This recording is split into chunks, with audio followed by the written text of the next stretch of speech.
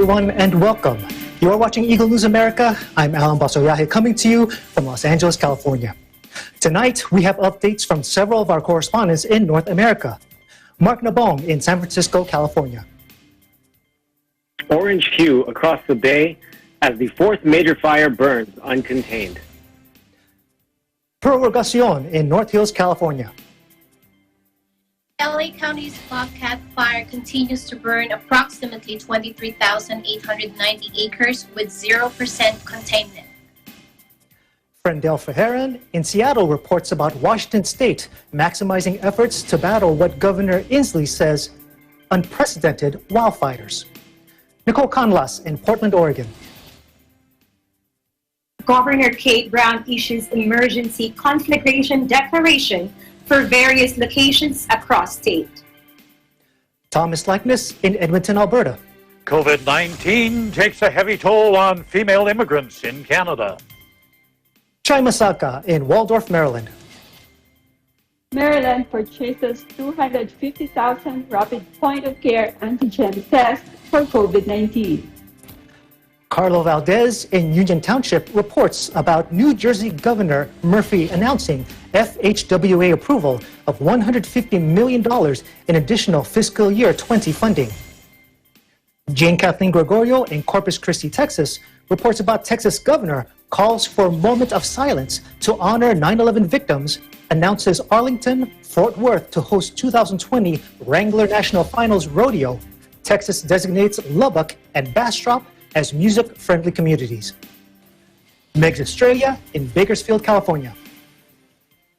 Los Angeles launches a mobile app to enhance COVID-19 contact tracing throughout the country.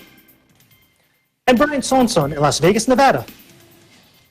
Southern Nevada Health District reports cases of multisystem inflammatory syndrome in children.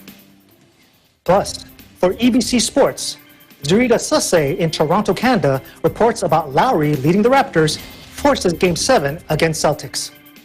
But first, an overview of the COVID-19 situation. According to the Coronavirus Resource Center of Johns Hopkins University and Medicine, as of 5 p.m. Eastern Time, Thursday, September 10, 2020, the number of cases of COVID-19 reported worldwide is now more than 27,900,000. Top three countries with the most number of recorded cases are US with 6.3 million, India with 4.4 million, and Brazil with 4.1 million. Sadly, this virus has claimed more than 905,000 lives worldwide. Top three countries with the most number of COVID-19 related deaths are once again the US at more than 191,000, Brazil at more than 128,000, India at more than 75,000. Our coverage begins now. A Dutch university is holding open-air classes in parks, public squares, and parking lots to limit the number of lectures taking place online because of the coronavirus pandemic.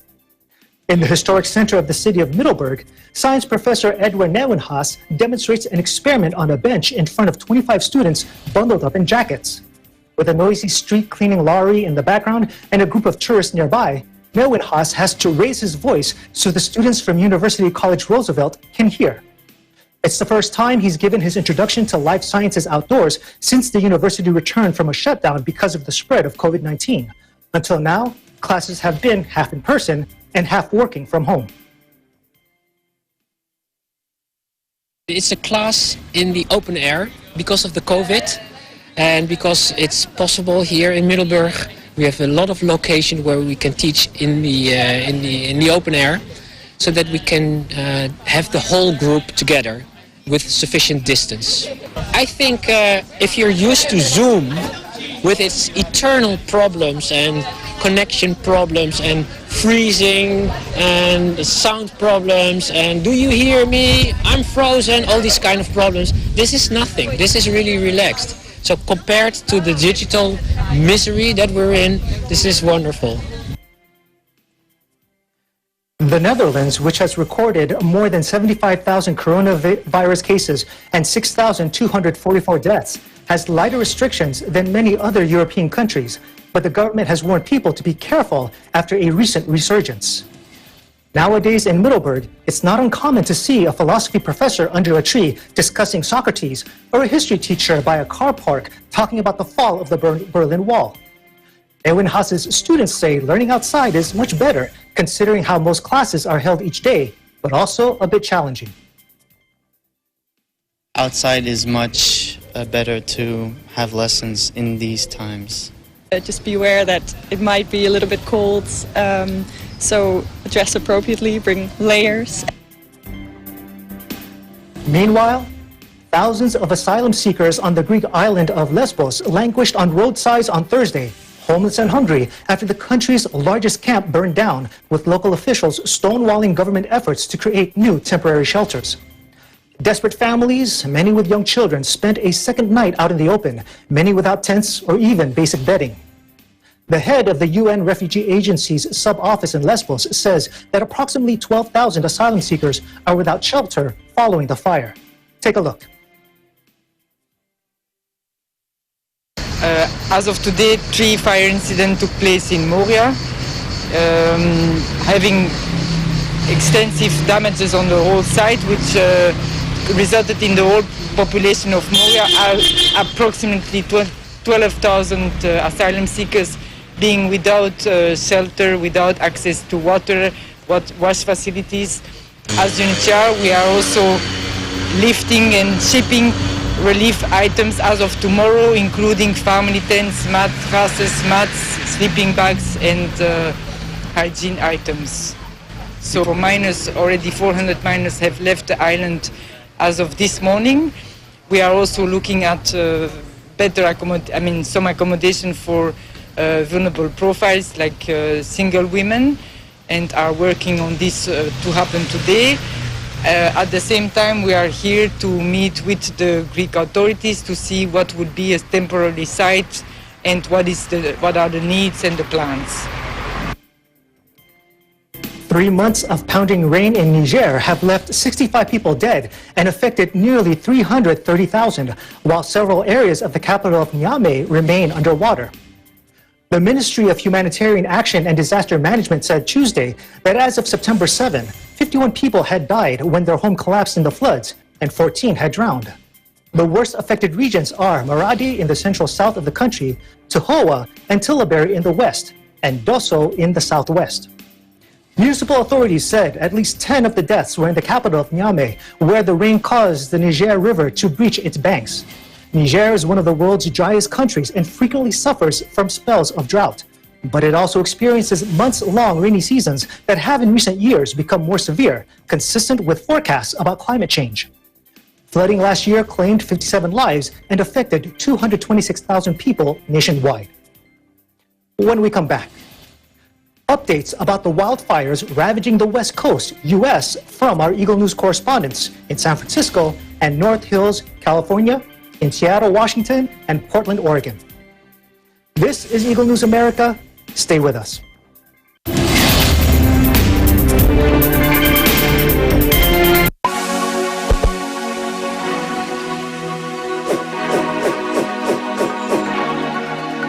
Hello there, I'm Alfred, and I'm a graduate of Bachelor of Science in Computer Science, batch of 2008 in New Era University. I'm currently working as an operations analyst in Autodesk. Hi, I'm Earl Escanio, and I graduated with Bachelor of Science major in Computer Science in 2010.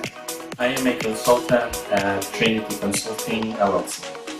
Hi, I'm Ivy Macapagal, Bachelor's of Computer Science graduate, year 2010. I'm currently working as a cybersecurity analyst in one of the largest telco here in New Zealand, Coast Park, NZ.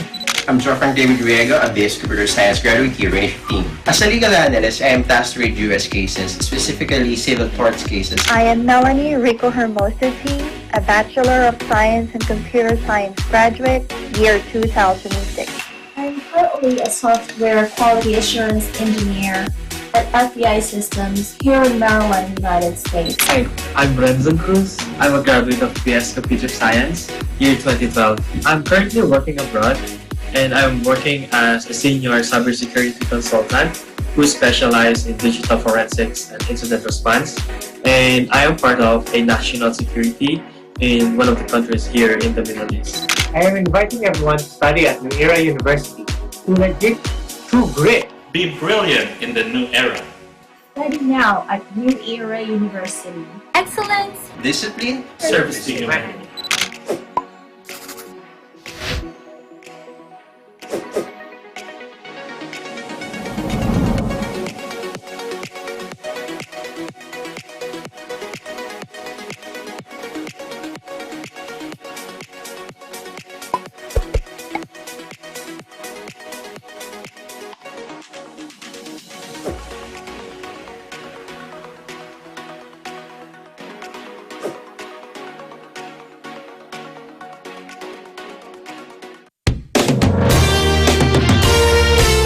Ngayong Sabado sa Tagisan ng Galing, Part 2, Singing Edition. Wow! Fun!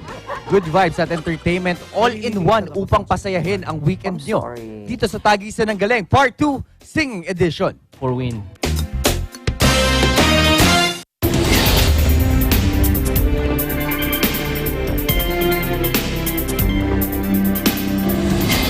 You are watching Eagle News America. I'm Alan Bosso Yahe in Los Angeles, California. In Northern California, orange hue blankets the San Francisco Bay Area as a fourth major fire burns uncontained. In Burlingame, Bureau Chief Mark Nabong reports. Thank you, Alan. As the people of the San Francisco Bay Area woke to the sounds of their alarms on Wednesday morning, confusion set in. Whether you woke up at 6 a.m. or 12 noon, it looked the same outside the entire day. It was dark, gloomy, with ashes floating around and an eerie orange tint. Up until just a few days ago, Northern California firefighters had three major battles. All started from the lightning storm weeks ago. Just 5 days ago, the Creek Fire started, and its effects are all being felt all across the western part of the United States. The CZU lightning complex is now 84% contained after burning through 86,000 acres since the beginning on August 16. The LNU lightning complex fire is already 94% contained after being active for more than 3 weeks. But the bad news, over 360,000 acres have burned. And finally, the SCU lightning complex fire is now at 97% containment after burning almost 400,000 acres since it began about 3 weeks ago. Prior to the Creek Fire, the air quality has been bad in some parts of the Bay Area and not as bad in others. On the peninsula, for example, the air quality index remained moderate for the most part, as winds and hills assisted in keeping the smoke out of this part of the bay. The last few days, there have been a growing number of ash prevalent in the air. Just walking into your driveway, you can see the ash all over the cars from the Creek Fire. California is all too familiar with fire season, with this one being one of the worst. Just to give you an example, CAL FIRE posted on Twitter that 5 of the fires burning in California right now are the top 10 of the largest wildfires in California history. The Creek Fire, just 5 days old, is already number 17 with 0% containment. In Burlingame, California, Mark Nabong, Eagle News. We live in interesting times. Mark, we saw some of those very eerie photos and videos on social media. What was it like the whole day there? It was a weird day. There's not really much other way to put it. My son was late for school that morning, just because at 8 o'clock it still looked like night outside. It got weirder as the day went on, and it was dark the whole day. Just a really eerie orange tint the entire day until about 6 o'clock when the sun started going down. There was actually some light outside, but it was just weird to be outside and seeing just dark sky throughout the entire day, including in the afternoon when me and my family went for a walk. And that's interesting that you say that. You actually went out for a walk. What was it like out there, air quality-wise?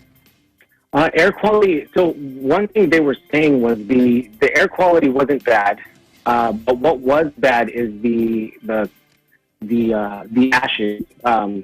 Because they were so small, you can't smell them. You won't smell it like you would normal smoke. So the air quality, you can't tell that it's bad, but the ashes that you're breathing in, you definitely feel it over time. So we weren't outside for very long before we started feeling it in our chest. And Mark, you actually answered my follow-up question. I was going to ask if you cut your walk short, and I'm glad to hear that you certainly did. Mark, please stay safe out there. Thanks, Alan. As of this afternoon, Los Angeles County's Bobcat fires continues to burn approximately 23,890 acres with 0% containment. In North Hills, Pearl Rogacion has the latest. Thank you, Alan. Los Angeles County's Bobcat fire continues to burn approximately 23,890 acres with 0% containment as of this afternoon. Wildfires continue to rage in California as an estimated 14,000 firefighters battle blazes throughout the state. Crews were able to get a handle of most of the 37 new fires that erupted yesterday, freeing up resources to allow firefighters to focus on the 29 wildfires identified as major threats. One of these deadly fires is the Bobcat fire burning in the Angeles National Forest near Azusa. The Bobcat fire started back September 6 and as of this afternoon reported a still 0% containment with an approximately 23,890 acres burned.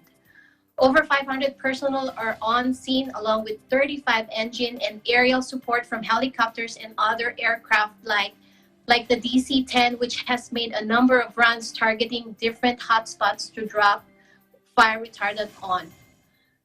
Thanks to the cooperative weather, the red flag warning in the area has been lifted, and fire crews push in case winds pick up once again. Another factor working against firefighters is the region of the San Gabriel Mountains where the fire is burning. Rife with fuel sources, the fire has consumed an abundance of brush, which has helped contribute to its rapid spread. So far, the cities of Monrovia, Arcadia, Bradbury, Sierra Madre, Altadena, Duarte, and Pasadena are under evacuation warnings. Residents are advised to monitor emergency service and news reports in case an actual evacuation is ordered. Due to harmful air quality, people are also being reminded to keep doors and windows closed and to limit time spent outdoors, which, when speaking about the forest, is a tremendous setback for both longtime nature lovers and first-time explorers. With all 18 of California's national forests closed due to this record-setting fire season, a day spent hiking, camping, or picnicking is unfortunately put on hold. In North Hills, California, Pearl Rogacion, Eagle News. We live in interesting times. Pearl, you mentioned that this year's fire season in California is setting records. What kind of numbers are we looking at? Alan, the California Department of Forestry and Fire Protection recently released a graphic highlighting the sharp rise of acres burned in the past 20 years. For 2007, 2008, and 2017, acreage burned per year was less than 1.5 million. In 2018, the number went up to 1.9 acres burned for that year alone. And as of September 2020, over 2.5 acres in California have gone up in flames. So when you speak about flattening the curve, in California at least, it isn't just the pandemic that people are talking about. Alan? Well, Pearl, we couldn't agree with you more. We have to flatten that curve when we talk about California wildfires. Thank you so much for your report. Thank you, Alan. Washington State maximizes efforts to battle what Governor Jay Inslee says as unprecedented wildfires. In Seattle, Bureau Chief Frendel Ferreran reports. Thank you so much, Alan. Now, wildfires have reached the entire state of Washington in just a day. Since Monday, September 7th, there are now 480,000 acres burned, destroying more than 10 homes and pulling thousands of households right through all of the evacuation levels. On Tuesday, September 8th, one of the active fires, namely Sumner Great Fire, lit up acres of Pierce County. East Pierce Fire and Rescue have been incredible about keeping the community up to date. Now, the cities of Sumner and Bonnie Lake suddenly stands nestled in between hundreds of acres of fire and smoke. And as of this morning, there is 20% containment and 800 acres burned. Evacuation orders are being re-evaluated. Meanwhile, previous orders are still in effect, which is a level 3 evacuation for parts of the cities. Now, Governor Inslee has visited Sumner's command post and addressed a few things. One is that he's reassuring us that resources, although they are extremely taxed nationally and locally, they are making do with what they have. Air support with helicopters will be dropping water all day today. There are hand crews positioned on the ground on the outside of the fire perimeter, checking for heat in the ground and digging turning hotspots with water. They're doing absolutely everything they can, and not only is the state but the community as well. They're doing their part in their own home by making sure that their lawn is cut, it's well watered, there are no branches hanging down onto their homes. They're doing everything they can to just make sure that everything is kept nice and watered down. Now, Governor Inslee, not too long ago, had declared a statewide emergency. Now, the statewide emergency allows for resources from across the state to be mobilized to help battle the wildfires. In Governor Inslee's recent press conference, a couple of days ago, the governor said he will sign a proclamation which will allow people to get access to cash assistance if they qualify, even if they have previously received cash assistance in the COVID-19 response emergency. A couple of days ago, there weren't any fatalities or injuries reported, and we're sad to say that just yesterday, Washington State have reported their first fatality, and it is of a 1-year-old in the Cold Springs fire in Okanogan County. Our hearts and condolences go out to the family. The parents are recovering from third-degree burns. Much prayers to them, and we hope that everyone just continues to do their best to stay as safe as possible and to be ready. We have Hillary Franz, the Washington Public Lands Commissioner, say a few words for our reassurance. This is an extraordinary series of events we have suffered. They are the result of catastrophically dangerous climatic systems which have left us exposed to these horrendous fires. Seattle, Washington, Frendel Verheeren, Eagle News. We live in interesting times. Back to you, Alan. Thank you, Frendel. Oregon Governor Kate Brown issues an emergency conflagration declaration for various locations across the state as wildfires continue to spread. In Portland, Eagle News correspondent Nicole Canlas joins us this evening. Thanks, Alan.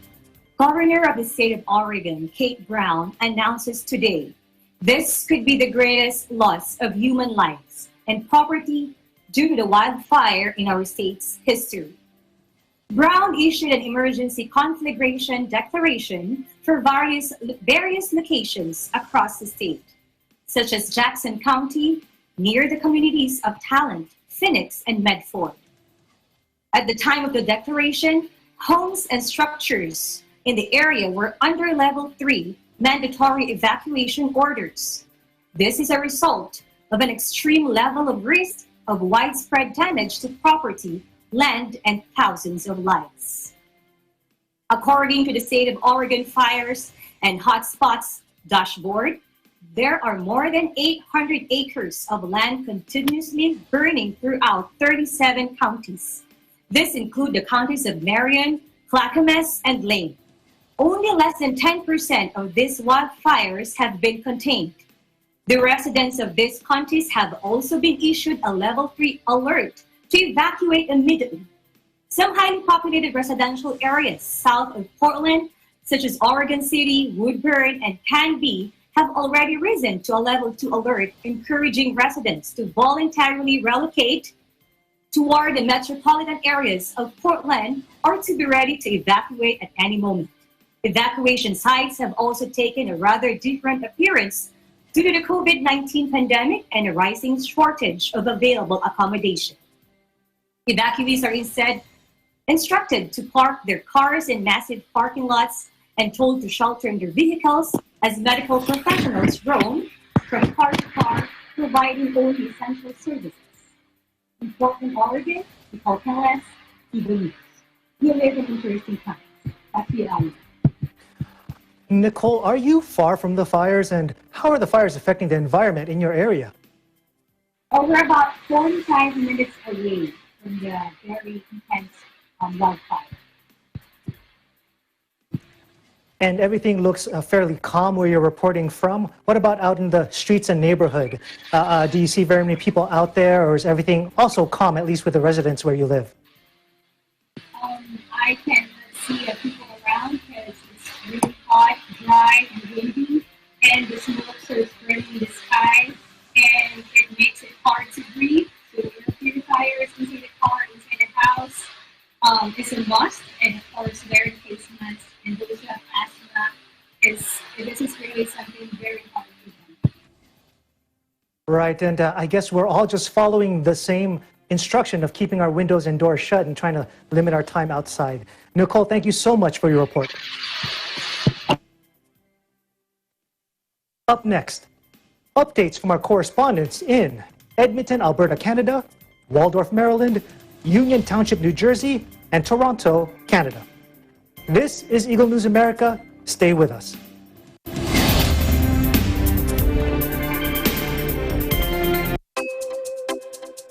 The New Era University, in its 45th year of excellence, discipline, and service to humanity, will offer online education at all levels beginning this first semester, academic year 2020 to 2021, through the NEU Virtual Learning Environment, or NEU VLE. New Era University offers a complete basic education cycle from kindergarten up to senior high school, offering all strands.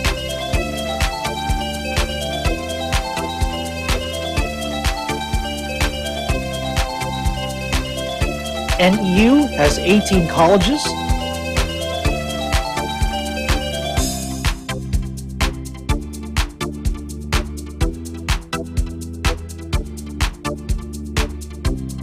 and 2 graduate schools. It also offers ALS and ETF. Best of all, NEU has the most affordable tuition fees among private universities in the Philippines. NEU is at Quezon City, the city of San Fernando, Pampanga, General Santos City, South Cotabato, Lipa City, Batangas, and Pinugay, Baras, Rizal. New Era University is under the stewardship of Dr. Dilo L. Rosas. What are you waiting for? Be part of the new normal. Enroll now. Classes start on October 5, 2020.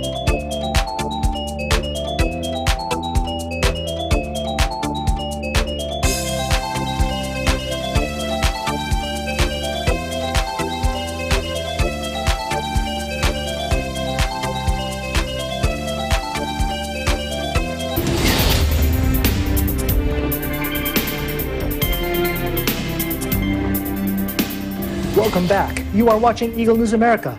I'm Alan Baso-Yahe in Los Angeles. A nonprofit group report says COVID-19 is taking a heavy toll on female immigrants. In Edmonton, Bureau Chief Thomas Likeness tells us how.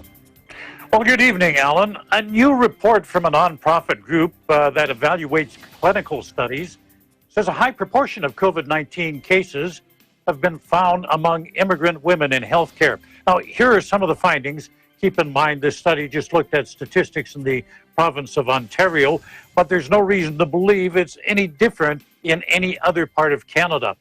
Now, among all adult females in the study who tested positive for COVID-19, 36% were employed as healthcare workers. This is both immigrants and non-immigrants. Now, researchers found that almost half, a further 45%, were immigrants and refugees, with those people coming from the Philippines, from Jamaica and Nigeria, accounting for the bulk of the cases.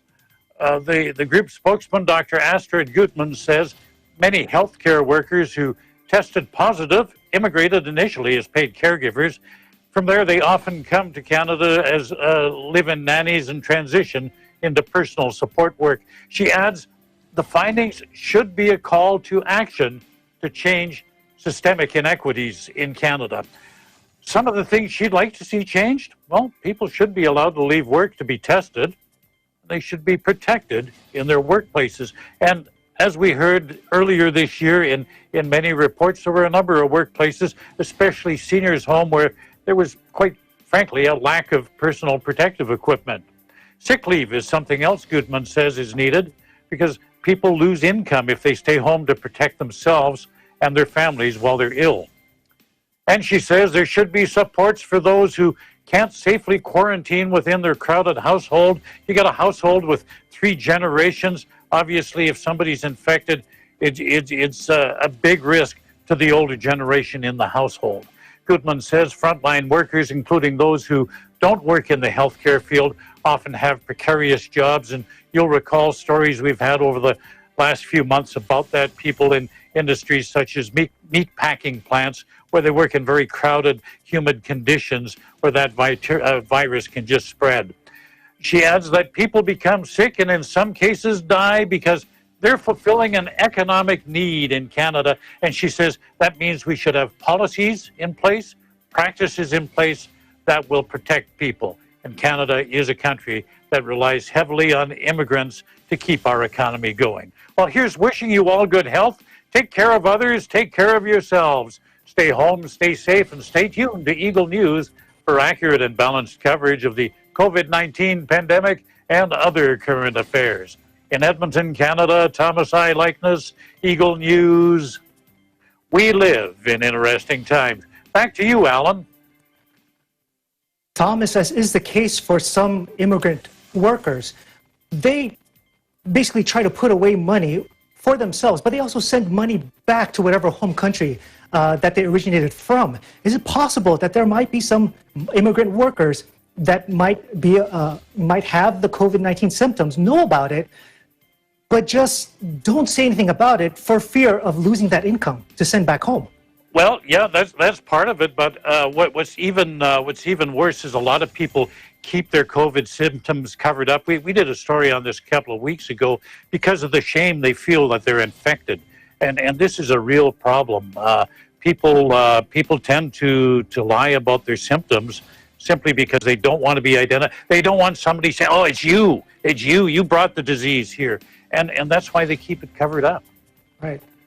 But as we all know, identifying the symptoms is so important in order to make sure that nobody else gets infected by this disease. Wouldn't you agree?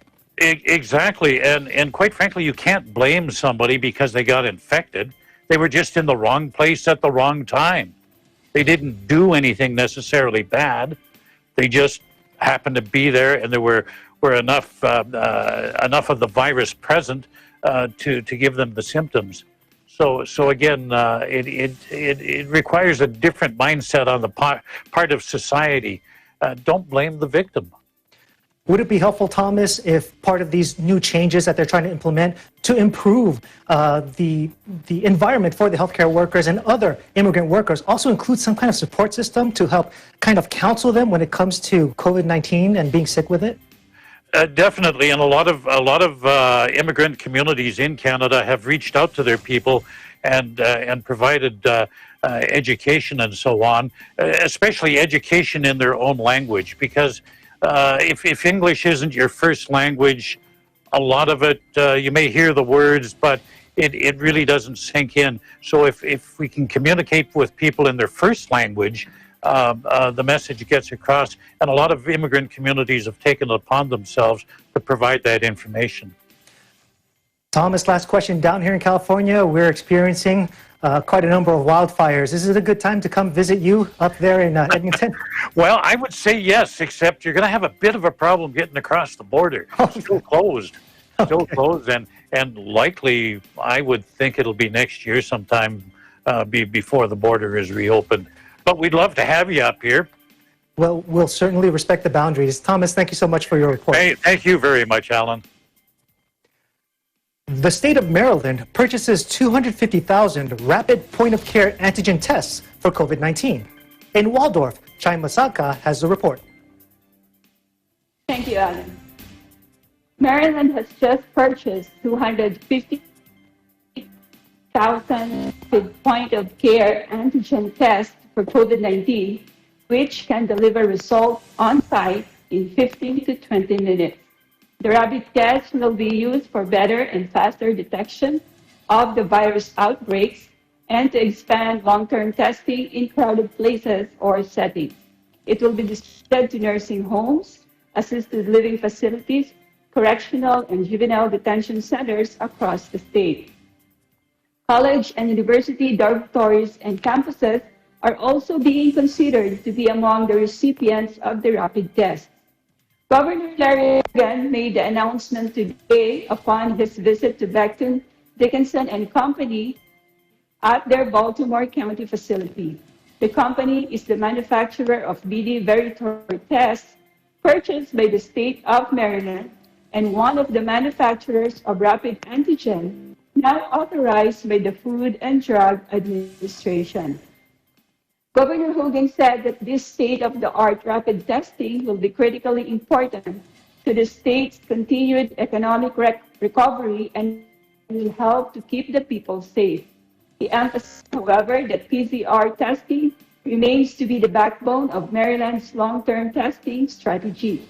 To date, more than 2.1 million COVID-19 tests have been conducted in Maryland, which is about 25% of the population.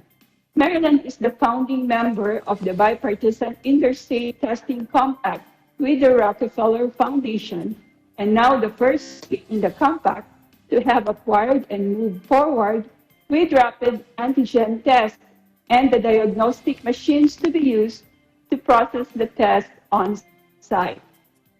The Interstate Compact, the first of its kind during this pandemic, has now 10 participating states with governors equally divided between Democrat and Republican. It was launched through the negotiation of Governor Hogan during the final days of his term as chairman of the National Governors Association. Most of the member states have signed a letter of commitment early last month to purchase 500,000 antigen tests to counter testing shortages and delays.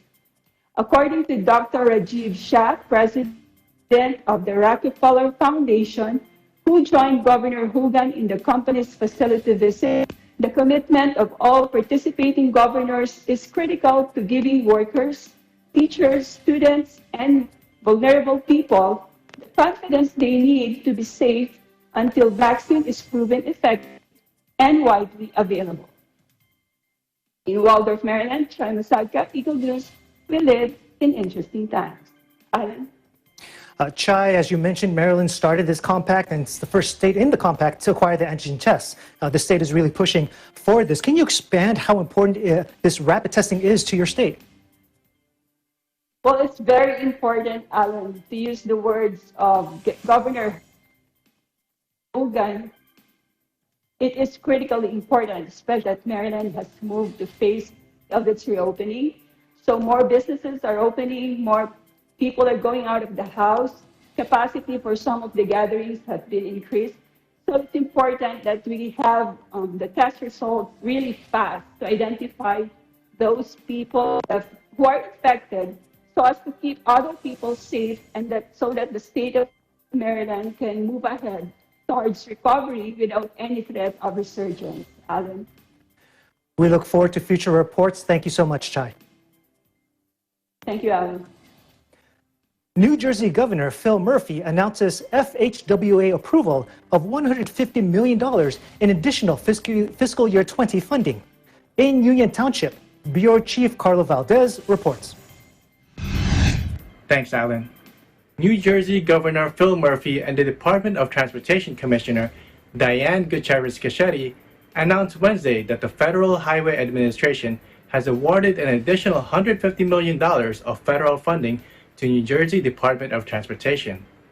This is the second following year that New Jersey Department of Transportation will be receiving an additional $100 million or more. Governor Murphy said this announcement is further recognition that New Jersey is using our federal transportation dollars effectively. In a state as densely populated as New Jersey, our ability to maintain reliable, safe, and modern infrastructure is an essential component of our interconnectivity. This funding will help ensure that we can continue to improve and strengthen New Jersey's transportation network. The funding will be used for many projects such as bridge maintenance, road improvements, bikeway improvements, intersection improvements, and more projects that will ease congestion and, of course, improve safety. And as for coronavirus stats and numbers, New Jersey reports of 507 new positive COVID-19 cases, pushing the total to 195,414. Sadly, New Jersey is reporting 5 new COVID-19 deaths, pushing the total to 14,225 lives lost. In Union Township, New Jersey, Carlo Valdez, Eagle News. We live in interesting times. Back to you, Alan. Thank you, Carlo. And we do have a programming correction when it comes to the state of Oregon fires. We have reported 800,000 acres of land that's continuously burning through the 37 counties. Updates from our correspondents in Corpus Christi, Texas, Bakersfield, California, and Las Vegas, Nevada. That's next. Eagle News America will return in a moment.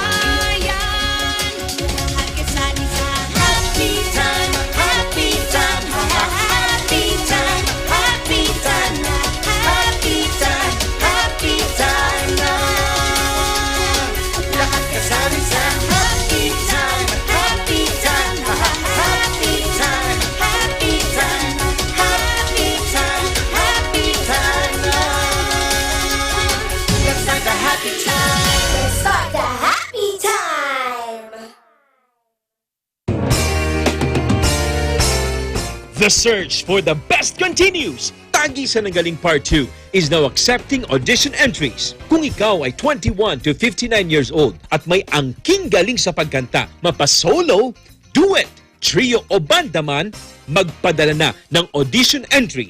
Narito ang mga guidelines.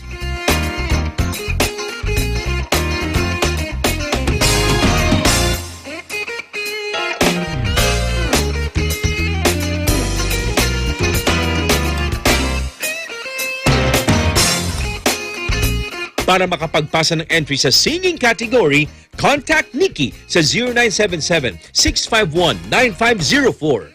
Ito na ang pagkakataon mo para maging tagisan ng galing grand winner at manalo ng 2 million pesos. Para sa karagdagang impormasyon, i-like ang Tagisan ng Galing Facebook page. Kaya sali na!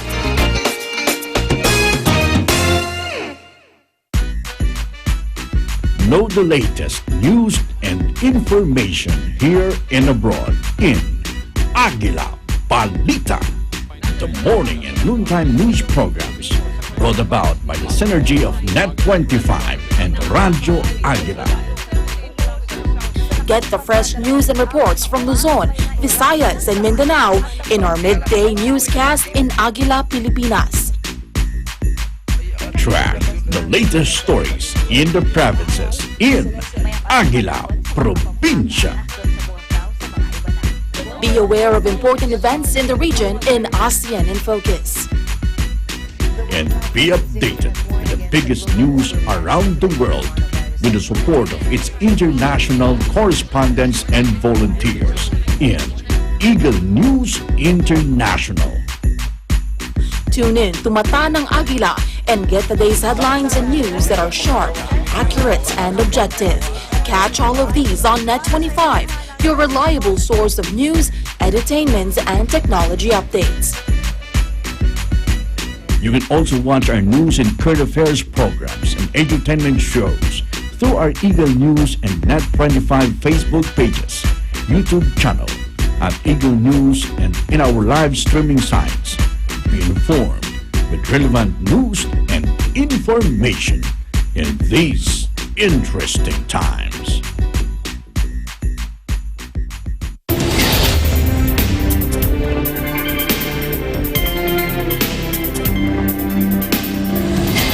You're watching Eagle News America. I'm Alan Basoyahe in Los Angeles. We have several stories from the Lone Star State. Texas Governor Greg Abbott calls for a moment of silence to honor September 11 victims. He also announces Arlington and Fort Worth to host the 2020 Wrangler National Finals Rodeo. And Texas designates Lubbock and Bastrop as music-friendly communities. In Corpus Christi, Bureau Chief Jane Kathleen Gregorio reports. Thank you, Alan, and a big howdy to you from the Lone Star State.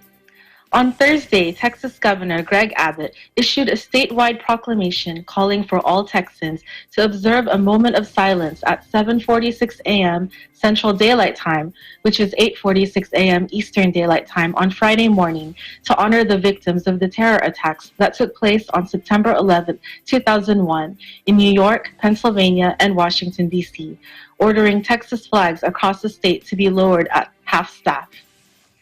Governor Abbott stated, "We also honor the heroic first responders who selflessly rushed towards danger to save lives and help those in need. Today, as we remember one of the darkest moments in our nation's history, let us also remember the way Americans united in the face of evil. May that unity and love of country continue to be a guiding light for our nation." Now, Alan, when you think about Texas, you might imagine horses, cowboy hats, and Western sports, which have long been a part of the Texas brand. Fans of the rodeo might be glad to know that the cities of Arlington and Fort Worth will be hosting the 2020 Wrangler National Finals Rodeo on December 3rd through the 12th. This event, led by the Professional Rodeo Cowboys Association, is widely considered to be the world's premier rodeo. Boys, barrel racers, and livestock in the world. Governor Abbott stated, Texas fans will be thrilled to see these competitions back in the saddle after the challenges of COVID-19. Texas is committed to working alongside our communities to ensure they have the tools needed to spur tourism and grow jobs and their local economies. I congratulate the PRCA on selecting Arlington and Fort Worth and on coming back home to Texas. NFR was held. This week, the Texas Music Office has designated the cities of Lubbock and Bastrop as music-friendly communities. Both cities have completed the multi-step certification process for this program, which aims to foster the music industry, attract music artists, and promote business and economic development in the cities of Texas and their communities. Governor Abbott stated, with the support of the Texas Music Office, the Texas music industry created more than 209,000 direct and indirect permanent jobs in communities all across the Lone Star State last year and generated $23.4 billion in economic activity. He stated, as our economy rebounds from the COVID downturn, Texas is committed to working alongside our communities to I am proud of all the Texas Music Office has accomplished in helping communities like Bastrop and Lubbock grow their local economy. Lubbock Mayor Dan Pope expressed his happiness for Lubbock to be recognized and stated, "With all due respect to other Texas cities, I think Lubbock is the original live music capital of the Lone Star State. From country western swing to early rock and roll pioneer Buddy Holly and onwards, Lubbock's musical heritage is exceptional, and we continue to produce great music and great music venues. Thank you to the Governor's Office for this wonderful recognition." In Corpus Christi, Texas, I'm Jane Kathleen Gregorio, Eagle News. We live in interesting times. Back to you, Alan. Oh, speaking of Texas music, what are the most popular types of music to come out of your state? That's a good question, Alan. Music is part of Texas culture, and in fact, Texans have pioneered many of the developments in music such as Tejano, conjunto music, rock and roll, western swing, jazz, punk, rock, hip hop, just to name a few. We also have Zydeco and the blues. Some of our cities, such as the capital city of Austin, is host to many major live music events, such as Austin,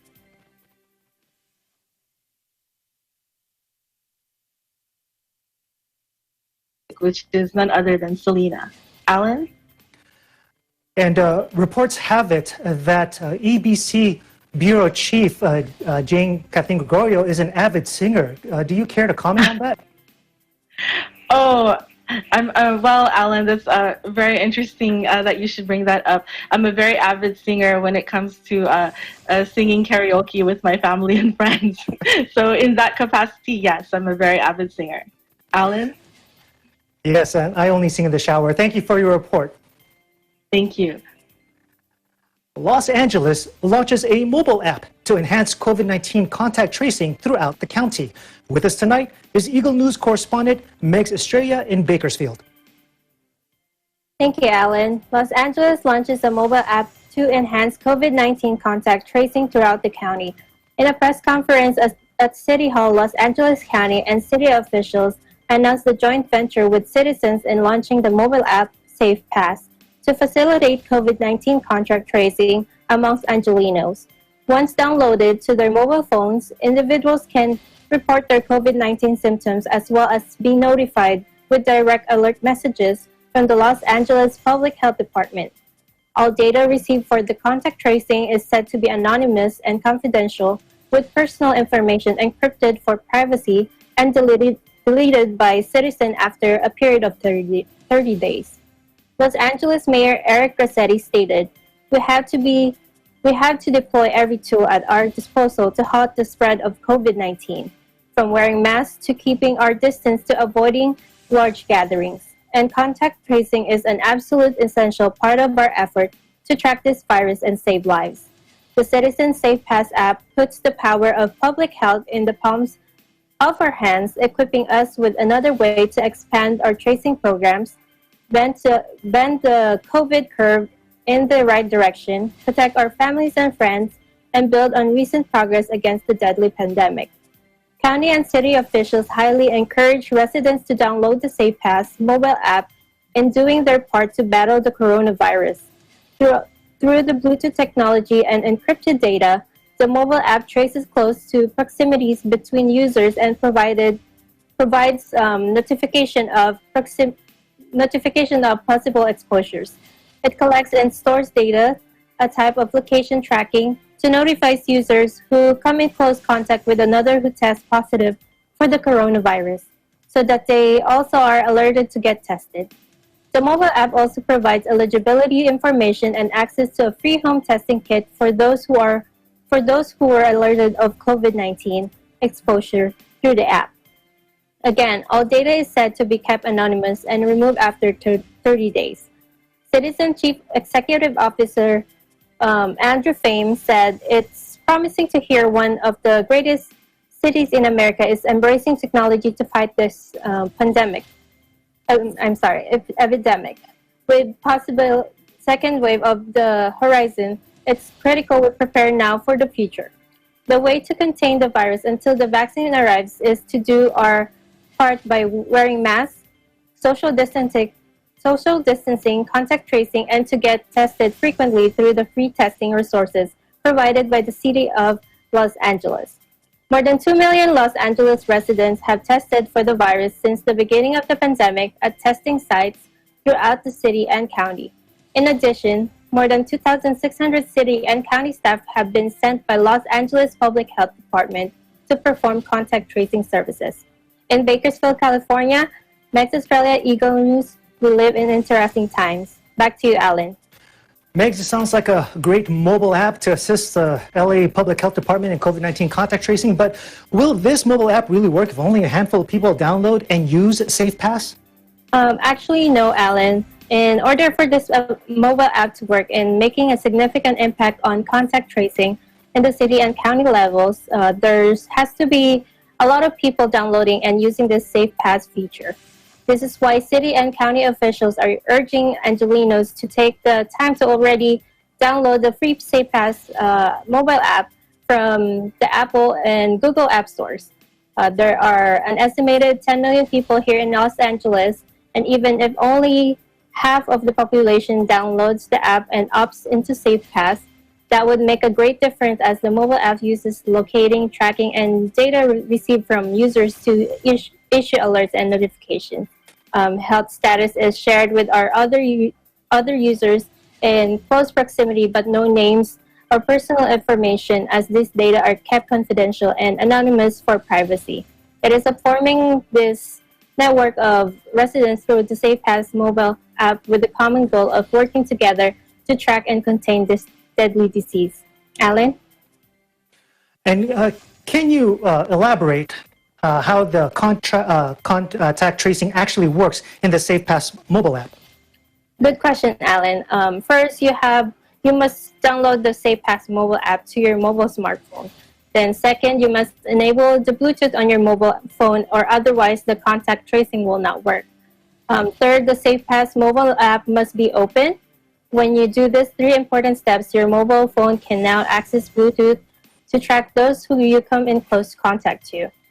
Please note that those you come into close proximity to must have also downloaded the app, enabled Bluetooth, and kept the app open for the contact tracing to work. You will then receive an alert if you have Bluetooth contact with another user who tests positive for COVID-19 at a later date. You will be notified to self-quarantine and also be tested. If you test positive for the coronavirus, the mobile app will then alert all other users to you have been in close contact within the past 14 days. Back to you, Alan. All right, some might argue that society spends too much time on their phones, but in this case, this might be one mobile app that people should look into. Thank you for your report, Mix. Thank you. Southern Nevada Health District reports cases of multi-system inflammatory syndrome in children. In Las Vegas, Brian Sonson reports. Thank you, Alan. According to a press release Tuesday, the Southern Nevada Health District reports a total of 8 cases of multi-system inflammatory syndrome in children, or MISC, in Clark County, where Las Vegas is located. All 8 cases were found in children under the age of 14 who all tested positive for COVID-19. All were hospitalized and have since been discharged. As of September 8, 2020, the Health District's COVID-19 dashboard now includes the total number of cases of MISC reported in Clark County. According to the Centers for Disease Control and Prevention, MISC is a rare disease that can cause inflammation of major organs such as the heart, lungs, and the kidneys. It can also affect other parts of the body.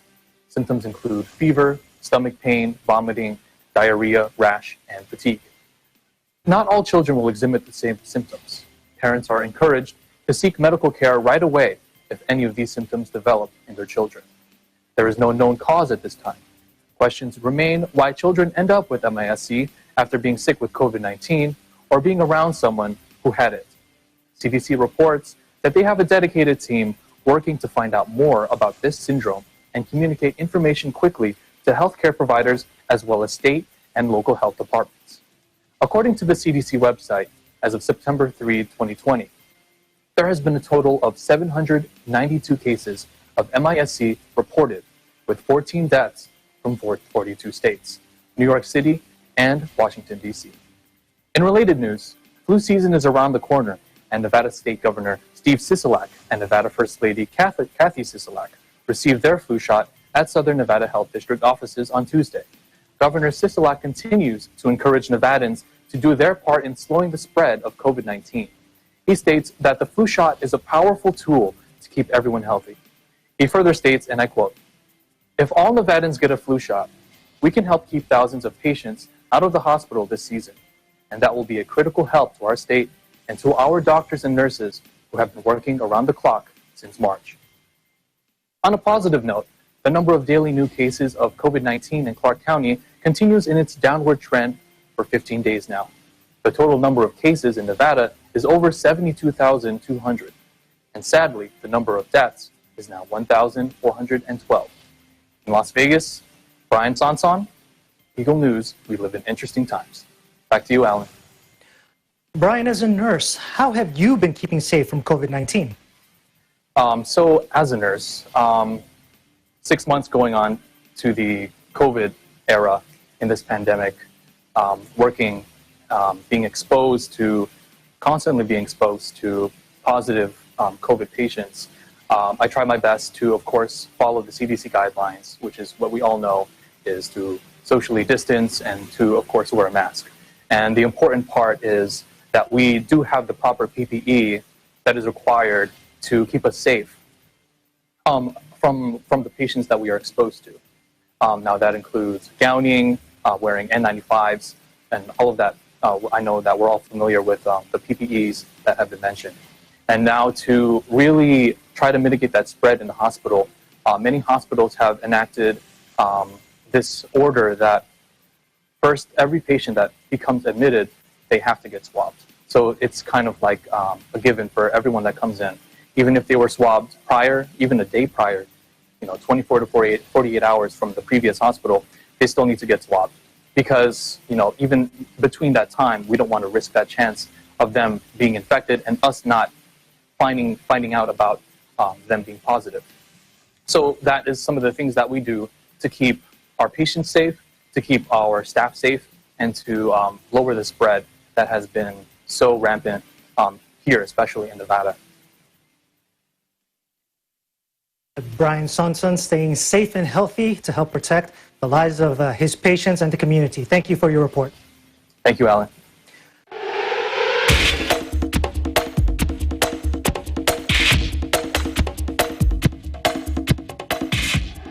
Now let's go to the NBA, where the top teams are fighting to get to the next round of the playoffs. And yes, the defending champions Toronto Raptors, they're still around. Zarita Sase in Toronto has the details on a very exciting Game 6 between the Raptors and Celtics. Zarita. The Toronto Raptors and their fans find themselves in deja vu as the Raptors force a Game 7 against the Boston Celtics with a 125-122 victory Wednesday night. As Kyle Lowry said in his post-game interview, it wasn't pretty, and though they needed double overtime to get there, the Raptors are able to keep their season alive at least for one more game. After their lackluster performance in Game 5, the Raptors needed a collective effort to stop this determined Celtics team. Honorable mention goes to OG Anunoby, who was able to put up 13 points and collected 13 rebounds for his team. Another key performer for the Raptors was Norman Powell, who was able to find his way out of a playoff slump late in Game 6. Powell was able to contribute 23 points, 3 of which saved the Raptors' season. As for Boston, they did not go down without a fight. The team was led by the dynamic duo of Jason Tatum and Jaylen Brown, who combined for 61 points and each had 4 threes. But we can't speak about this game without speaking about the star of the show, Kyle Lowry. Lowry played 53 minutes where he was able to contribute 33 points and shot 60% from the field. He was also able to provide 8 rebounds and 8 assists. When asked about what it's like playing with Lowry and his consistency on the floor, Fred had this to say about his captain. I think it's just a good synergy between me and him.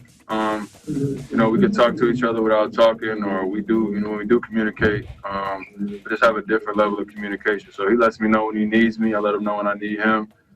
We try to pick our spots And it's just a flow. It's a rhythm that you have to find, and we struggle with that, honestly. Some obviously give their defense a lot of credit, but for the most part, you know, he's right there when we need him, and he's stepping up tonight. I just keep trying to pump him with confidence.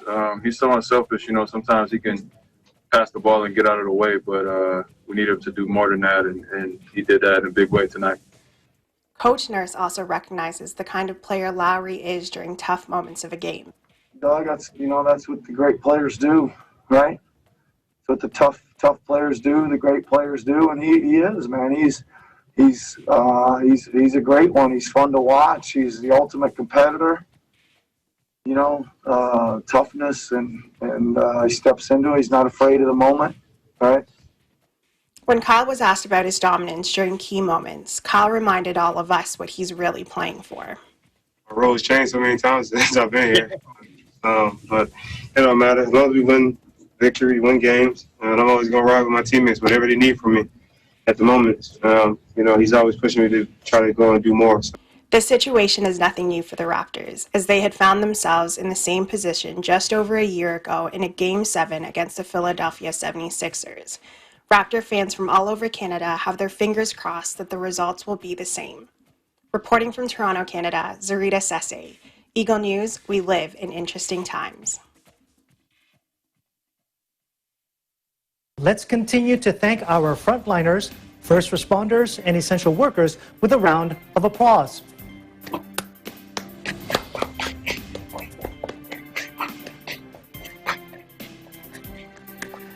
We appreciate you. Well, that is today's Eagle News America. Thank you for joining us. I'm Alan Basolyahe. We live in interesting times.